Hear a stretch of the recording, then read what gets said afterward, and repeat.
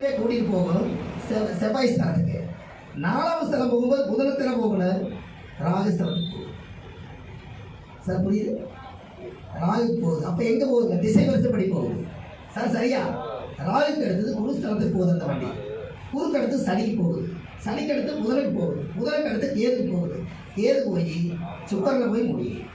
அப்போது பிரம்மரிஷி அவர் ரோம மகரிஷி கைலாயத்தில் ஆரம்பித்து சூரியன் ஸ்தலத்தில் ஆரம்பித்து சுக்கரன் ஸ்தலத்தில் முடிச்சுட்டு காத்திலேயே ஜீவசமாதியானவர் ரோம மகரிஷி. எப்படி?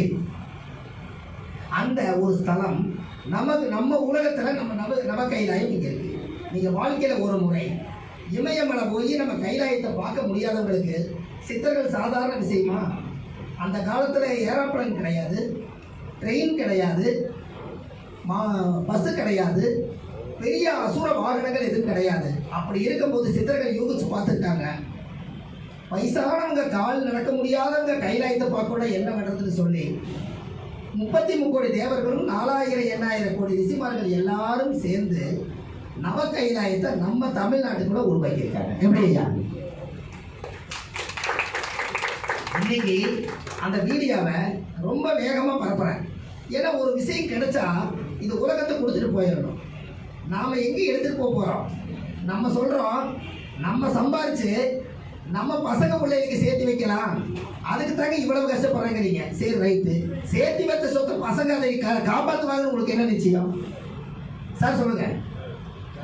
சொல்ல மாட்டேங்க சார். நீங்கள் ஓடுற ஓட்டம் எனக்கு தெரியுது.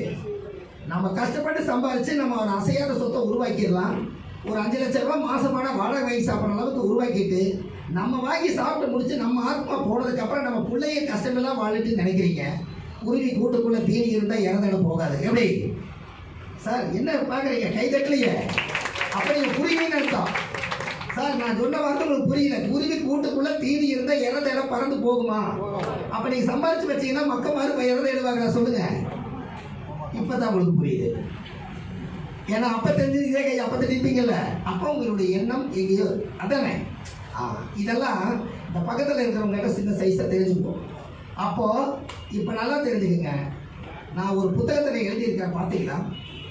முற்பிறவியில் செய்த பாவங்கள் எப்பிறவிக்கும் தொடராமல் இருக்க இப்பிறவியிலேயே என் தந்தை வழியில் வந்த கர்மாவணிகளும் என் தாய் வழியில் வந்த கர்மாவணிகளும் என் தாயுடைய கர்ப்பத்திலிருந்து நான் இந்த பூமிக்கு கொண்டு வந்த கர்மாவணிகளும் இன்றோடு நிவர்த்தியாகிட்டு விளக்கேற்றுங்க.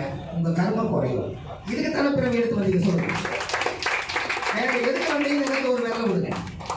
சார் நாம் சம்பாதிச்சு பார்த்துட்டோம். இந்த அன்னதானமெல்லாம் நம்ம போட்டு பார்த்துட்டோம். ஐயாமாரெலாம் தெரியும், நிறையா பார்த்துருக்காங்க. நம்ம சாப்பாடு போடுறதுல ஒரு பட்டம் வாங்கியிருக்கோம், அன்னதான பிரபுன்னு. அதை வாங்குறதுக்கு ஒரு கொடுப்பன் வேறு. ராஜா தான் அந்த காலத்தில் சோறு போட்டார். ஜோசியர் எப்படி சோறு போடுவார்? சம்பாதிக்கிற பணத்தில் 60% நம்ம வச்சுக்கிட்டு 40% நம்ம தர்மமெல்லாம் நம்ம நினச்சிட்டோம். அப்படி இல்லை. 40% நம்ம வச்சுட்டு 60% உலக மக்களுக்கு கொடுத்தா உங்கள் முன்னோர்களுடைய கர்மாவை நீங்கள் குறைக்க முடியும். எதில் குறைப்பீங்கன்னு சொல்லுங்கள். சார் உங்களுக்கு ஒன்று தெரியுமா? ஒரு இஸ்லாமியராக இருந்து 5 நேரம் தொழுது கடவுள்கிட்ட வணங்கும் போது அவங்களுடைய குரானில் 100 ரூபா சம்பாதிச்சா 2 ரூபா தர்மம் பண்ணணும்னு ஒரு விதி இருக்குது. அவர் என்ன பண்ணுறாருன்னா, காலையில் வாங்கோசை கேட்டவுடனே கல்லாப்பட்டியில் 100 ரூபாய் இன்றைக்கி இறைவன் வருமானம் போட்டாருன்னா 2 ரூபா சில்லற காசு எடுத்துகிட்டு போய் சோக்கனா பைக்குள்ளே போட்டு கடவுளுக்காக தலை வணங்கி தொழுதுட்டு வெளியில் வரும்போது யாசகமாக இருக்கிறவங்களுக்கு, இறைவா நான் 100 ரூபா சம்பாதிச்சேன், 2 ரூபா உன்னோட காசு 98 தான் எனக்கு வருமானம், இந்த 2 ரூபா தான் உனக்கு நான் எனக்கு பாவ கணக்கு எழுதிடாது 2 ரூபா போட்டு போயிட்டே இருக்கிறேன். ஐயா ஒரு நிமிஷம்.